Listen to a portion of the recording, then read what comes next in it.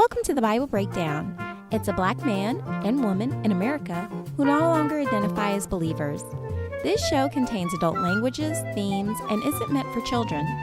As black people, we respect the history of the black church in America, but its current state is massively abusive, and we think the Bible might be part of the problem. Listen and let us know what you think.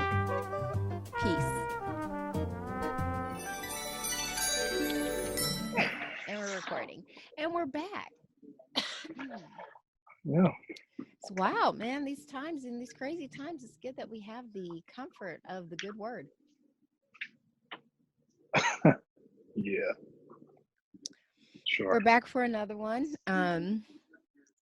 Joining us, I think if you're going to be T, I'm just going to be K. How about that? No, actually. Why? Because that's not your name. Neither is yours. Your name isn't T. Okay, whatever. Do what you want. Thank you. I'm not. That's my favorite. debating. That's my favorite sentence. I love doing what I want. Starting on me, I guess. Oh wait, I can't remember who does the even ones and who does the odd ones. You finished yesterday, so it's my turn to start. Coolsies. So we're back again. Dissecting on Bible Breakdown. Oh, sorry. I thought, are we going to do a last time? You can do that. Okay. Last time on the Bible Breakdown, we read chapters. Did we do 9 through 11? I can't remember what we did. This is terrible.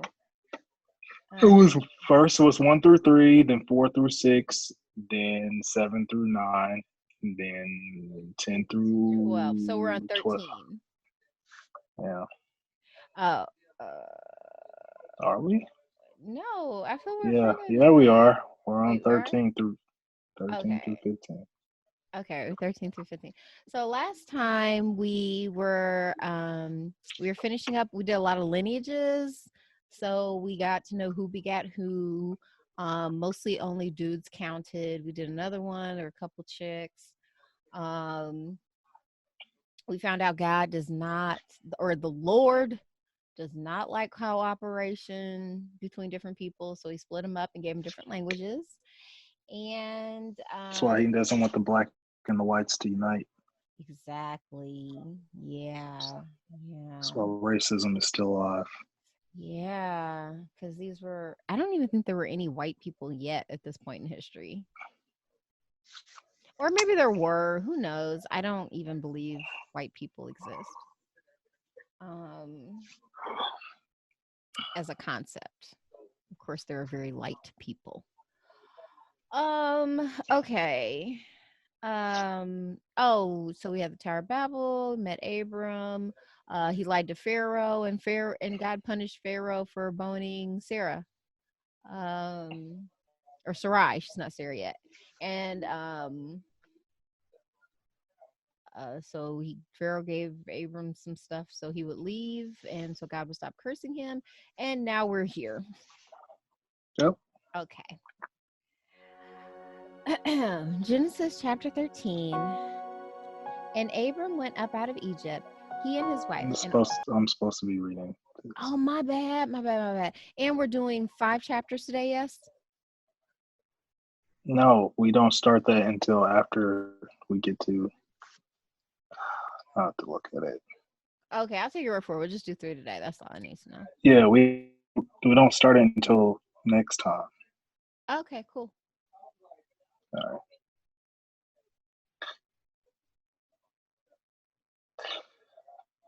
Excuse me. All right, Genesis chapter 13. And Abram went out of Egypt, and his wife and all that he had, and Lot with him into the south. And Abraham was very rich in cattle and silver and in gold. And he went on his journeys from the south even to Bethel, unto the place where his tent had been at the beginning, between Bethel and Ai, or Ai, or however you say it, not Al and Iverson, until the place of the altar. Mine has it spelled Hai, like high. But I remember reading it as AI. Maybe it is. I don't. Are you sure you have the right Bible app? Yes. I feel like you don't because Everything else has been exactly the same. There's just been some minor spelling stuff. This really does kind of, give evidence to our narrative because there's so many versions of the Bible. How many versions of the Bible are there? I don't know, but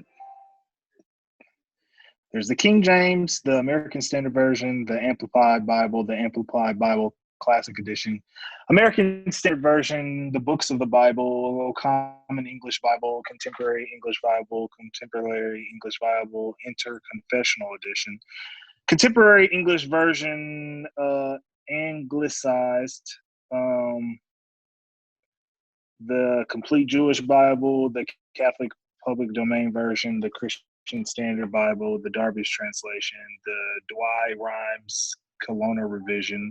What the fuck is that? 1752. Easy English Bible 2018, Holy Bible, the ERV, easy to read version, the English Standard Version, the Free Bible Version, New Testament with Psalms, the Good News Bible, the Good News Bible Anglicized, the Good News Bible Catholic Edition in Septuagint order, Good News Translation, the U.S. version, the Geneva Bible, God's Word. This is bullshit. This is basically That's what I'm a hearing. lot of them, man. That's way more than I would have guessed. I thought there was maybe 8. Wow. Which one do you No, think is the Lord's favorite?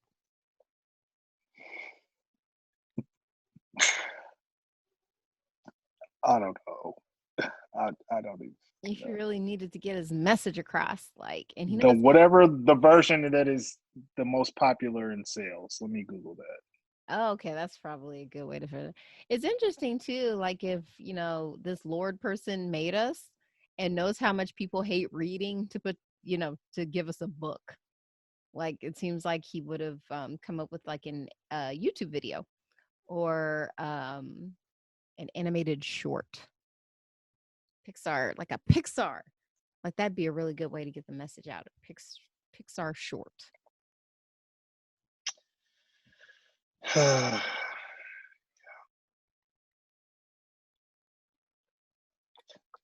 It is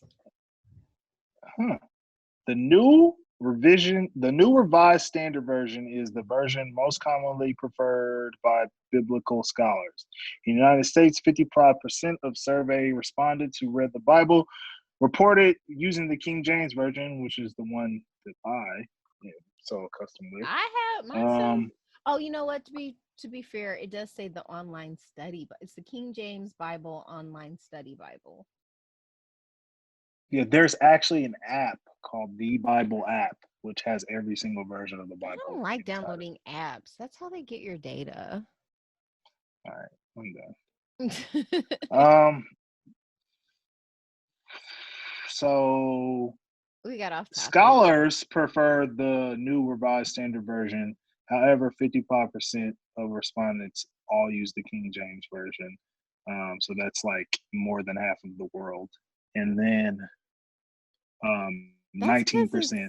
The language is so weird. People don't even know what's being said. I think that's probably why it's probably preferred, because a lot of times you're the language. No, they said it was preferred by the new revised standard version is preferred by biblical scholars.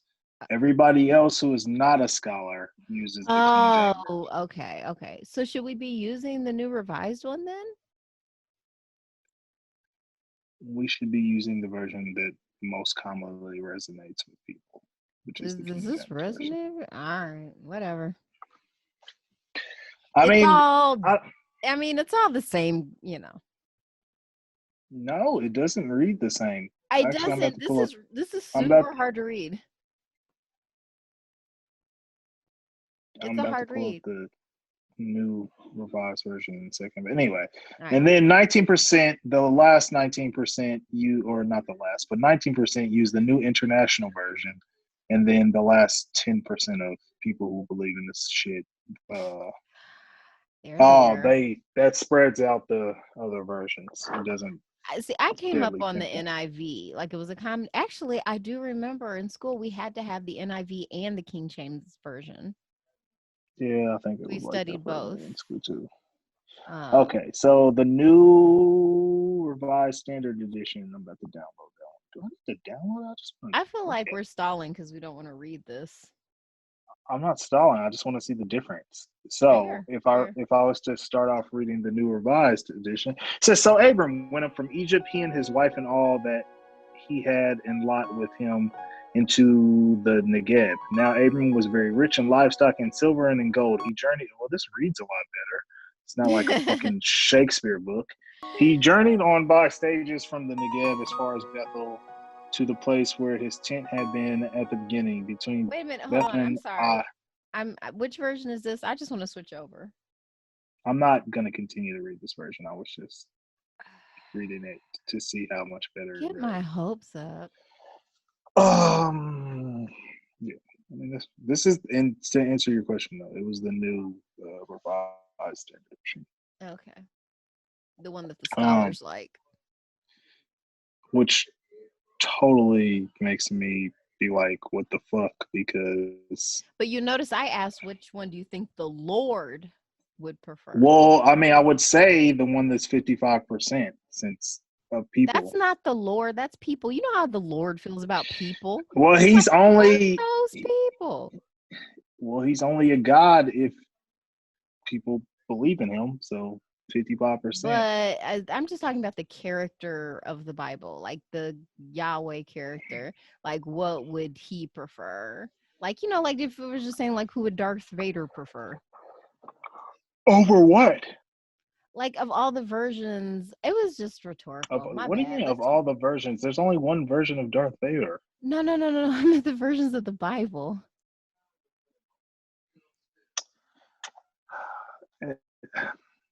Which one would the Lord prefer? Genesis 13, Genesis chapter 13, verse 4. Upon the place of the King James Version, upon the place of the altar which he had made there at the first, and there Abram called unto the name of the Lord. And Lot also, which went with Abram, had flocks and herds and tents. And the land was not able to bear them, and they might dwell together. For their substance was great, so they could not dwell together. And there was a strife between the herdmen of Abram's cattle and the herdmen of Lot's cattle, and the Canaanite and the Perizzite dwelled them in the land. And Abram said unto Lot, let there be no strife, I pray thee, between me and thee, and between my herdmen and thy herdmen, for we be brethren. Is not the whole land before thee? Separate thyself, I pray thee, from me. If thou wilt take the left hand, then I will go to the right. Or if thou depart to the right hand, then I will go to the left. And Lot lifted up his eyes and excuse me. And Lot lifted up his eyes and beheld all the plain of Jordan, and this is well watered everywhere. Before the Lord destroyed Sodom and Gomorrah, even as the garden of the Lord, like the land of Egypt, and thou comest unto Zoar. Then Lot chose him all the plain of Jordan, and Lot journeyed east, and they separated themselves the one from the other. Abram dwelled in the land of Canaan, and Lot dwelled in the cities of the plain, and pitched his tent toward Sodom. But the men of Sodom were wicked and sinners before the Lord exceedingly. And the Lord said unto Abram, after that Lot was separated from him, lift up now thine eyes and look from the place where thou art northward and southward and eastward and westward. For all the land which thou seest, to thee will I give it, and to thy seed forever. And I will make thy seed as the dust of the earth, so that if a man can number the dust of the earth, then shall thy seed also be numbered. Arise, walk through the land in the length of it and the breadth of it, for I will give it unto thee. Then Abram removed his tent and came and dwelt in the plain of Mamre, which is in Hebron, not LeBron, and built there an altar unto the Lord. So basically, when Abram left out of Egypt, he took his wife. He had Yeah, bank. It sounds like he was flush. Yeah, he had silver, cattle, gold. It's like, He hey, journeyed. Abram, what you doing? He journeyed somewhere. He also had Lot with him. They ended up going their separate ways. Lot went to Sodom, I guess, Bow, chicka, wow, wow. and Abram went the more, I guess, godly way. Abram was rewarded with land that he could also pass down to his seeds, and Skeet, we're skeet. still about to figure out what's going to happen to Lot in a second, I'm assuming. Dun, dun, dun. All Yeah. right. All right. Let's get it popping. That sounds about right. That was actually not that bad though. We didn't have to hear about who begot who, and no one saw anybody's dong or got drunk. So I say it was pretty successful. I wonder if scholars only prefer the new revised standard edition or his version just because I mean you can actually read it. So like you don't Yeah. have to like think about what the fuck is actually being said, which is really lazy of scholars. You would think it would be the reverse. Once Normal again, people. I still am gonna go ahead and blame the Lord, because obviously he would have been aware that language changes and evolves over time, and that, you know, ancient Hebrew translated into Greek, translated into English, doesn't play very well. Well, he I don't know. He gave you the ability to translate it and make it into whatever version you wanted to. So there's that. All righty. Well, let's see what happens here in chapter 14. And it came to pass in the days of Amraphel. Does it seem like I'm getting the harder names? I'm going to say yes. I mean, to be fair, the names are the same in the standard, new revised standard version. So No, I'm just saying when the chapters come, and it's my turn to read a chapter, like I feel like I get the super hard names. I don't believe that at all, but okay. Life is unfair to me and nobody else. Also, this book isn't meant for you, so I would expect you to get the harder names. It really isn't. Jeez, this is like, take that, you menstruating wench. Okay. And I am menstruating right now. Fun. Oh, Wow. so I shouldn't be reading. I think there's some rule about that. I shouldn't be engaging with the Lord at all when I'm on the filthiness of my No, we haven't got to that part of my blood. Okay, so well, ignorance is no excuse in this. Okay, here we go. And it came to pass in the days of Amraphel, king of Shinar, and Arioch, king of Elasar, Cherdor Lamor, Almir, king of Elam, and Tidal, king of the nations. That is not what it says in mine. See, get the right fucking version. It doesn't say that in mine. You get the right version. Get on my level. And okay, so this Actually, is no, I'm sorry. That was misdirected. Oh. I was still on the new revised standard version. Oh. I forgive you, unlike the Lord, who will just drown you for offending him. He forgave people. Who has he forgiven so far? So far, no one. Okay. Actually, no, that's not even true. He forgave Cain. He did, even though that was kind of messed up. But technically, he forgave Adam and Eve as well. Well, maybe he forgave Cain because God knows how fun it is to kill people.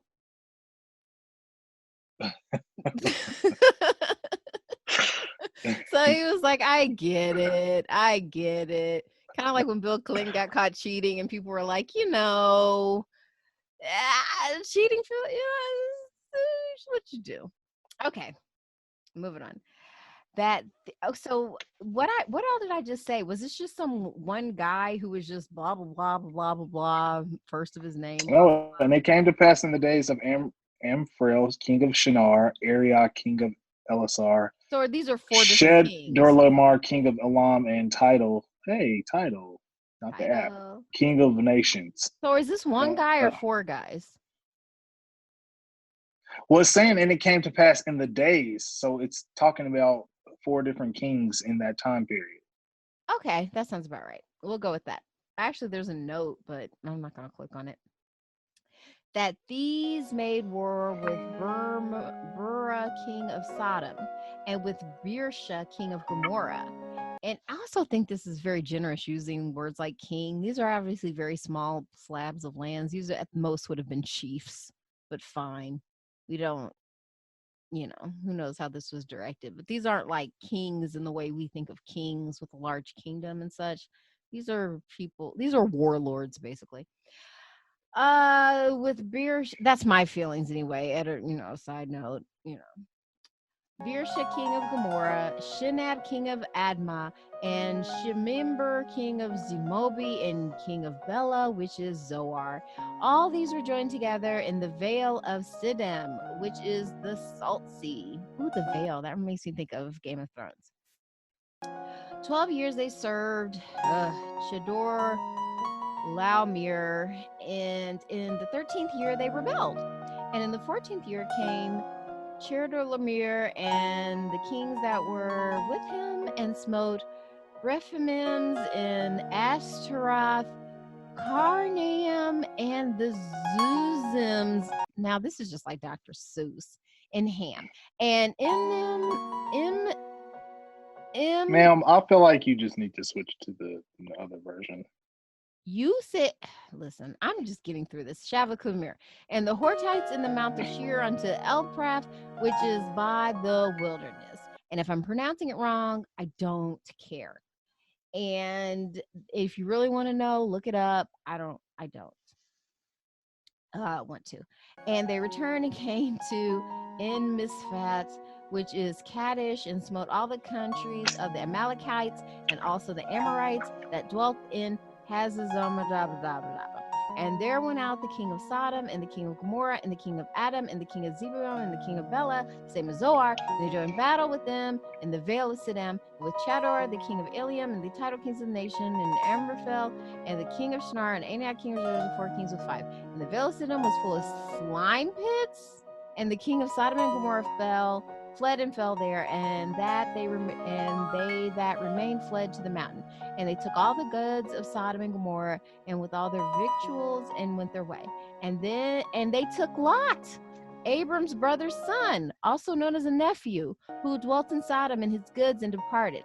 And there came one that had escaped, and told Abram the Hebrew, rude, for he dwelt in the plain of Mamre, the Amorite, brother of Eshcol, and the brother of Aner, and these were confederate with Abram.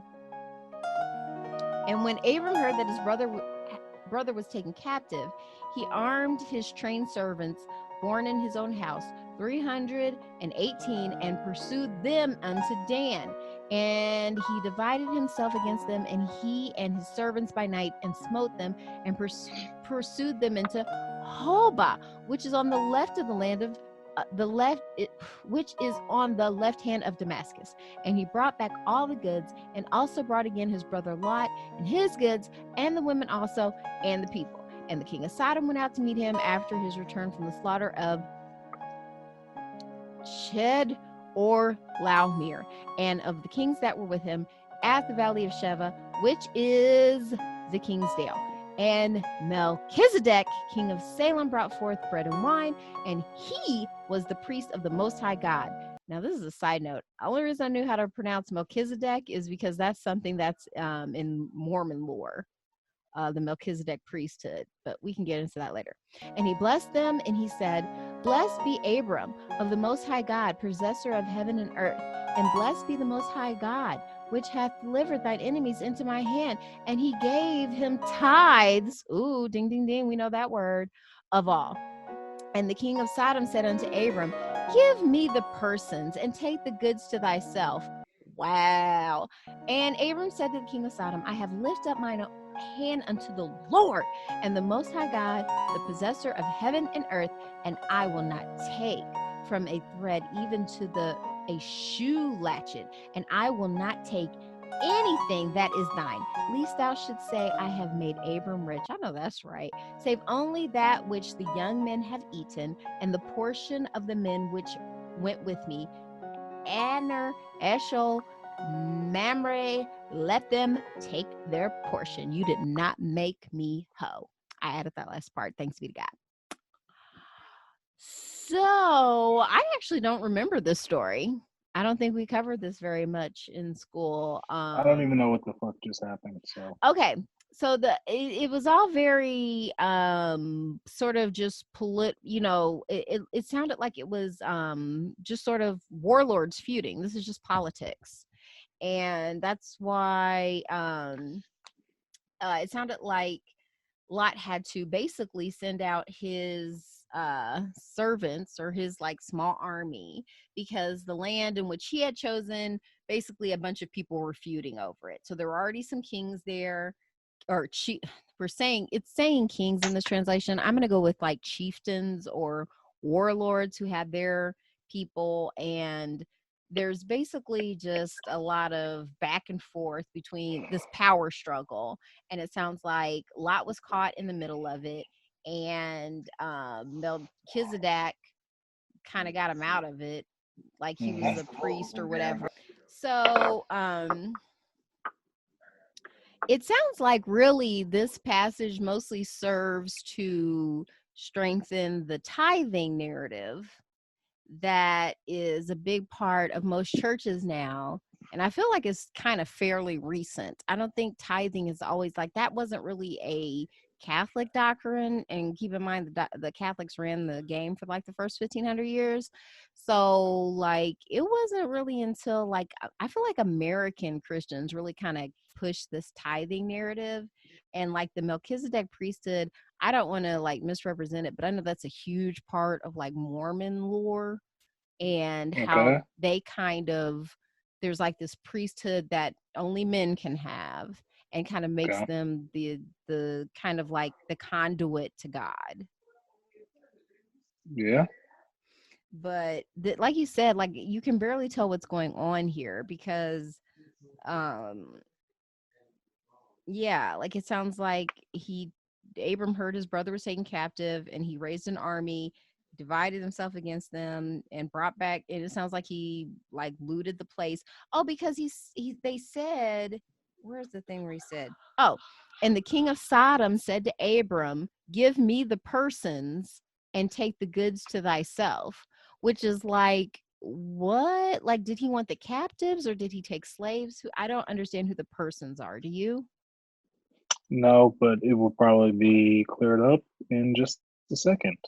Okay, yeah, let's keep reading and see what happens. Anytime I don't understand something, I'm just going to refer to my good old friend, the New Revised Standard Version. Actually, I kind of want to, let me look. There's an asterisk next to this one where it says, give me the persons. I'm curious.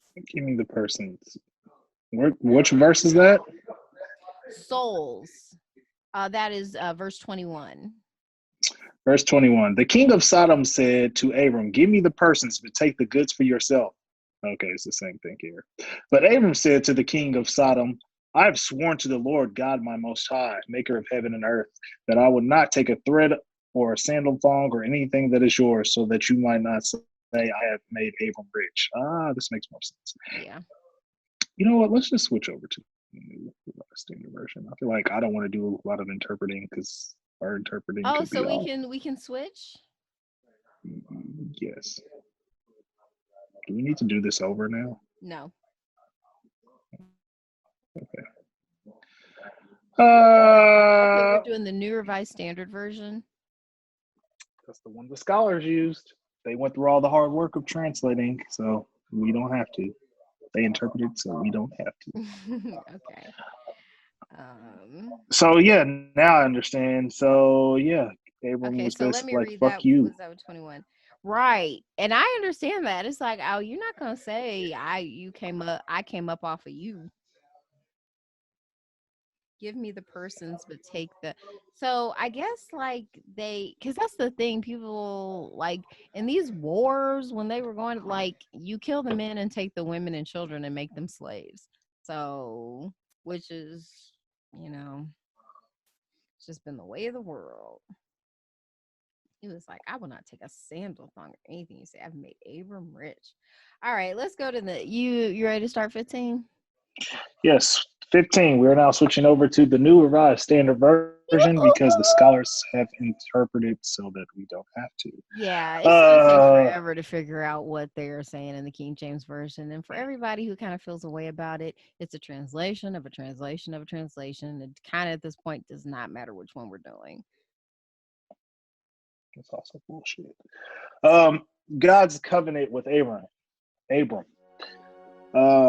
After these things, the word of the Lord came to Abram in a vision. Do not be afraid, Abram. I am your shield. Your reward shall be very great. But Abram said, "O Lord God, what will you give me? For I continue childless, and the heir of my house is Eleazar of Damascus." And Abram said, I have never heard of this person. Have you heard of this person? No. Okay. And Abram said, "You have given me no offspring, and so a slave born in my house is to be my heir." But the word of the Lord came to him, "This man shall not be your heir. No one but you, your very own issue, shall be your heir." Oh, wait. He brought him out. I'm sorry. So is Eleazar of Damascus as a slave in his house?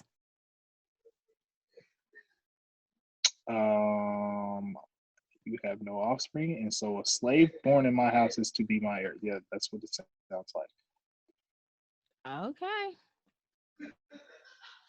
Okay. He brought him outside and said, "Look toward heaven and count the stars. If you were able to count them." Oh, wait. Did you do number 4? Verse Yeah, 4? I started to what? But the You Lord. Yeah, we say it again for me. I'm sorry. I didn't hear it. Yeah, you cut me off. But the word of the Lord came to him. "This man shall not be your heir. No one but your very own issue shall be your heir." He brought him outside and said, "Look toward heaven and count the stars. If you were able to count them." And he said to him, "So shall your descendants be." And he believed the Lord, and the Lord reckoned it to him as righteousness. Then he said to him, "I am the Lord, who brought you from Ur of the Chaldeans to give you this land to possess." And he said, "O Lord God, how am I to know that I shall possess it?" He said to him, Bring me a heifer 3 years old, a female goat 3 years old, a ram 3 years old, a turtle dove, and a young pigeon. What the fuck? I bet she's going to kill him. He brought him all these and cut them in two, laying each half.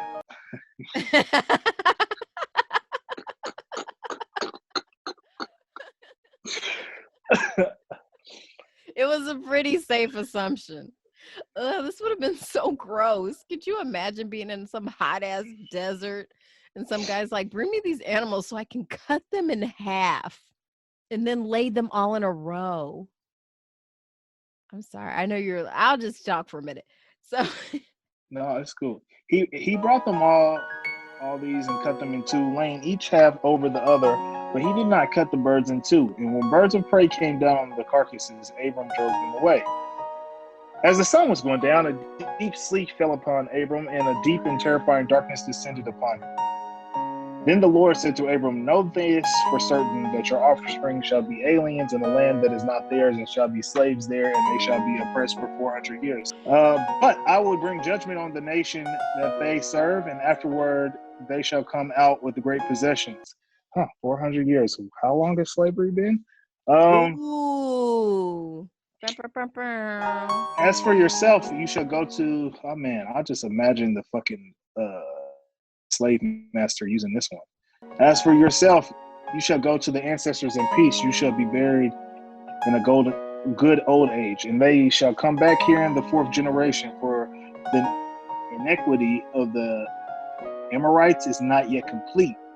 When the sun had gone down and it was dark, a smoking fire pot and a flaming torch passed between these pieces. On that day, the Lord made a covenant with Abram, saying, "To your descendants I give you this land, from the river of Egypt to the great river, the river Euphrates, the land of the Kenites, the Kenizzites, the Cadmonites, the Hittites, the Perizzites, the Rephaim,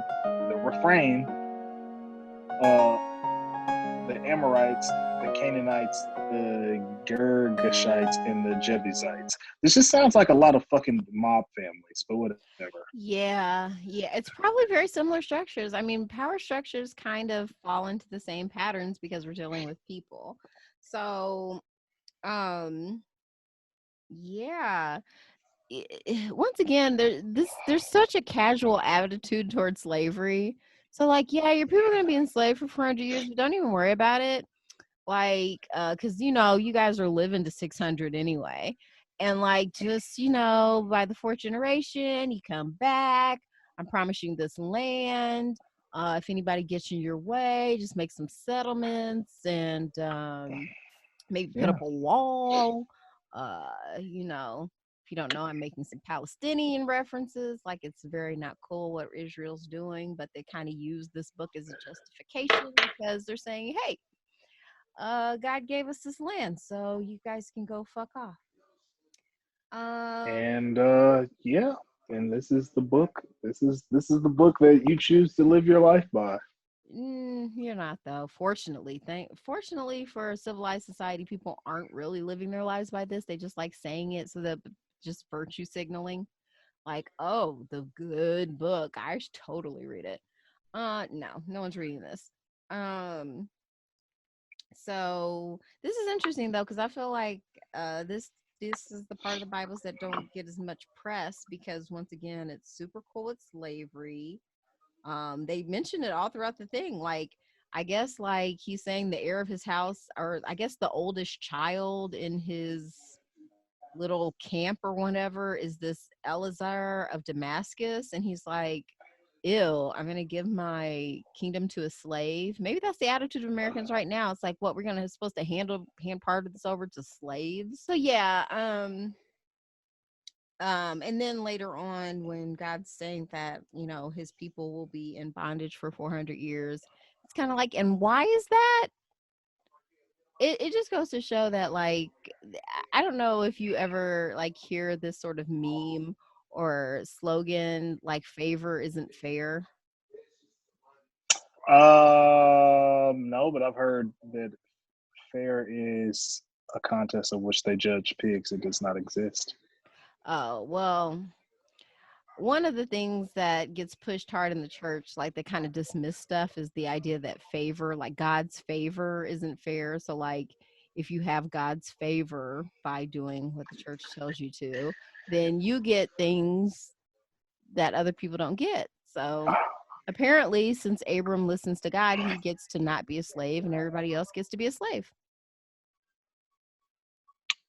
Yeah, okay. I mean, I don't know how else to interpret it. I always get irritated when I like when God has like a chosen people. Like, that's what I'd always been taught, that the Jews were God's chosen people.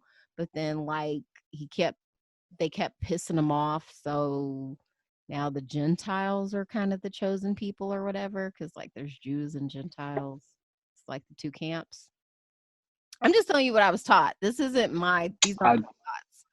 Don't even know the difference Between what? between Jews and Gentiles. So I mean, it's a binary thing. So to Jewish people, everybody else are Gentiles. So it's like in the Harry Potter world. So then now we're the chosen people? I mean, it's just like in Harry Potter where like it's really like how Gentiles are like Muggles. Oh, okay. Well, yeah, sure. Well, so yeah. Oh, but yeah, like I'm saying, like I was taught that the Jews were God's chosen people, and he got them like he has this covenant. Like, I think this is a pretty important chapter because this is when God is establishing his covenant with Abram. Am I correct? Or at least he's starting to. That was the name. That was literally God's covenant with Abram. That was the name of the chapter. Yeah, so this is the first covenant because there's one, they have to keep redoing it because the Jews keep messing it up.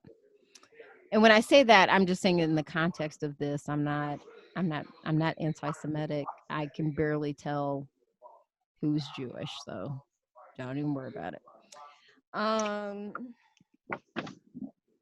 Yeah. Should we do like a teaser?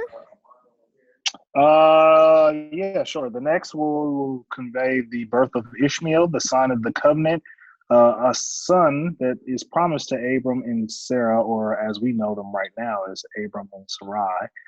We will have the depravity of Sodom, and Oh we will also explore yeah. Abram and Sarah at Gerar.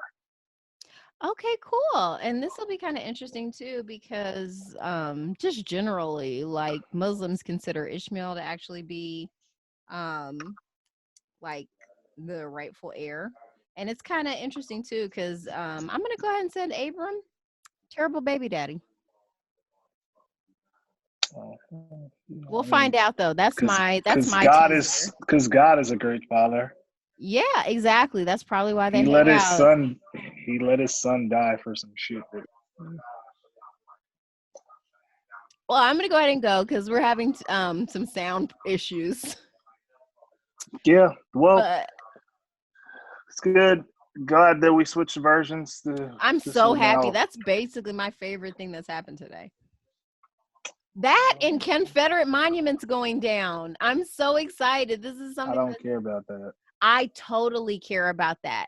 And Why? They're just removing it. They're not. That it's being removed. That does it's not mean it's going yes. down. Yes, and as you will learn from Destroy it. When you destroy it, I care. When you destroy it, no, I care. in I'm not visual doing this. I've already argued with one woman today. I'm not going to do this with you. you were going to do this with me. No, in design, where something is important. If you're taking it out of Yeah, a that's fine. That's fine. I agree with you there. But destroy it. And now, in visual communication. And no, because once again, that lets them off the hook. That's when they're like, oh, well, we don't need to talk about this or we don't need to talk about that. No, we need to keep this because don't act like you didn't do this. Like that's why we need our history. Like because they try to erase it. A lot of stuff got erased that we're not even gonna know about because they'll be like, that didn't happen. It's like you guys are tripping. I don't know what they're talking about. No, we need reminders. And that's what museums are for, but not the public square. So I will leave it at that because I can tell you are a bit fatigued on this topic, but I'm happy to see those motherfuckers go because it's long overdue. I mean, okay, that's great. Don't, yeah, destroy it and bring justice to the people that deserve it. Nah, it doesn't. Those people have been dead. Like it's gone. Like We veteran. talking? Yeah, they're dead, but there's people. What? No, I'm talking about the people that need it right now. I can't do anything about the people that are dead, but the Yeah, people that are still living, they can see the world progress in their favor. yeah. Like dragging those statues down like that should have never been put up. Like they had won anything. Seeing those come down and I don't know for me this is going to be a long road, so I hope we're ready to strap in. I'm glad you know uh people who consider themselves white are finally listening, and it took being at home and having nothing else to do for it to happen, but it happened. And it also took writing, but probably being at home too. We've Also, had rioting before, and what was happening now hasn't happened before with actual people who consider themselves white listening to us. We've had lots of riots, and nothing has come of it. We are getting disproportionately killed by the police. We're addressing that. And while we're addressing that, let's not destroy the infrastructure, the very little bit of infrastructure that we have to keep people safe right now. And it's not even doing it 100%. But let's not take it from 50% to like 10%. Let's keep a modicum of civility and consciousness so that the people who really, really you know can what you get sound like? You sound like one of those people who like. You sound like that. Damn near sound like some house nigga shit on some real, stuff. Like, let's be cool, let's be civil, but like they're not playing by those same no, rules to I said us. keep a modicum of civility, which is But don't. that's not what they're doing to us. There's no modicum of civility when the But whole fucking we're not structure is. direct. But what I'm asking for is to not burn our communities. I'm not saying go in Dude, because you say our communities and you don't even own the fucking building. So it's not your community. I'm sorry, where we live then. Because that's the thing. Like I really do want to send you memoirs of people who've lived through revolutions where they burn the shit to the ground. And now it takes so much to build things up. It takes nothing to break a window. It takes so much work to install one. So when we are breaking things down, because there is this desire, we do need destruction and renewal. Is there, and I don't mean to rudely cut you off, but I just want to know, is there a situation that has ever happened where things have worked out the way you're talking about in history, where things changed? Because the other night you were talking about it takes time, let's make it take time. So for instance, do you have a bank account? And I do too. So when before the civil rights movement, which was a conscious, peaceful political movement, people who looked like me and people who looked like you could be like, we wouldn't even be able to enter a bank, let alone do business with them.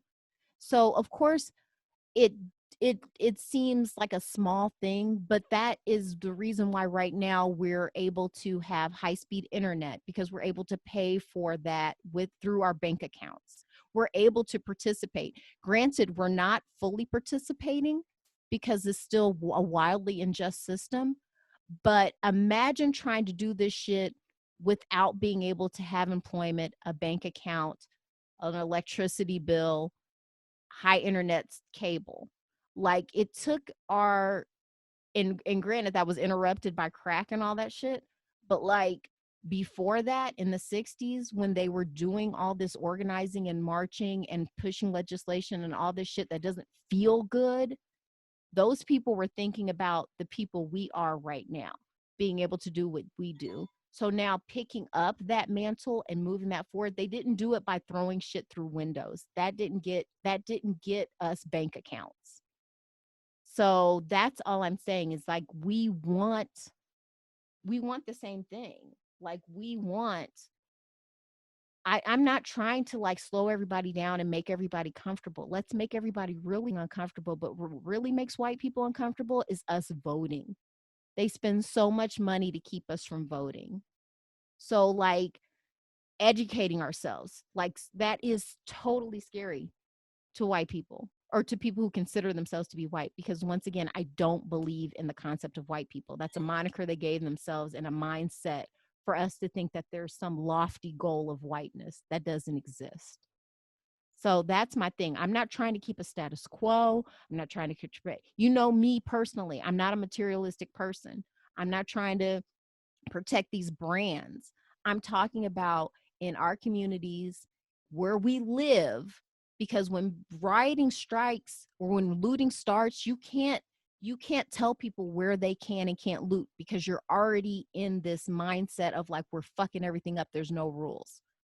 So for people who can't drive and go somewhere or get the alerts on their phone, but they got the message it's time to loot, they do it where they live. And where they live is already so underserved. If you burn it down to ashes, and I promise I will send you the reason why I feel so passionate about this, because I've read this over and over and over again, what happens in South America, in Watts, in Africa. It happened a lot in Africa. Like, you really should learn like what Europeans did in Africa and colonize and try to do that same apartheid, segregation, plantation stuff. They did that. And the people got fed up. They overthrew them. And in the course of that, destroyed their infrastructure. And they're still messed up to this day. Like, and what happens is, when that happens in societies, the most vulnerable people, which tend to be women and children, they're the ones who suffer. They're the ones who get racked with AIDS. They're the ones who are subjected to the droughts. And they're the ones who get sexually assaulted over and over and over again. So, and then usually what ends up happening is that a religious organization comes in, either the Taliban or the Catholic Church. They come in because they're organized, and they come in and they take over. and they use stuff like this messed up Bible that we're reading or the Quran, and once again oppress women, because so much of this stuff is, race isn't real, but the difference between men and women is very real. And that dominance of one wanting to have one or the other, it's very real. And I want to get rid of that. I don't want to dominate any men, and I don't want any men dominating women. And I don't want to leave a power vacuum that a church could come in and be like, oh, we're here to save you. Okay. And I'll give you the literature if you want to read it. But like I said, nobody wants to read it. Or I'll try to find it on audiobook for you. I'll get Tears in the Desert. That's a fantastic read. Infidel is a fabulous read about people trying to escape the hellscape that life becomes when the infrastructure is dissolved. And once the fires go out and everybody's gotten their anger out and there's nothing left, what happens for the next basically 50 to 100 years before people get enough confidence in their society to rebuild again? Okay. I don't.